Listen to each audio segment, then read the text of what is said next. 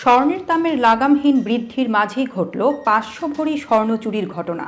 ৮ October দিবাগত রাতে রাজধানীর ফরচুন শপিং মলের একটি দোকানে এই চুরির ঘটনা ঘটে। ঘটনা জানাজানির পর পুলিশ এবং সিআইডি সদস্যরা ঘটনাস্থল পরিদর্শন করে তথ্য প্রমাণ সংগ্রহ করেছেন।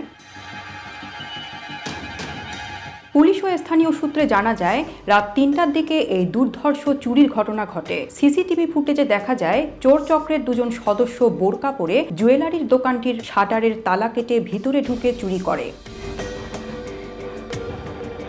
দোকান মালিকের দাবি, তার দোকানে ৪০০ ভরির মতো স্বর্ণের জুয়েলারি সাজানো ছিল। এছাড়াও ১০০ ভরির মতো বন্ধকি স্বর্ণ ছিল, সেই সঙ্গে ৪০,০০০ টাকার মতো নগদ রাখা ছিল। চোর চক্র সবকিছুই লুট করে নিয়ে গেছে।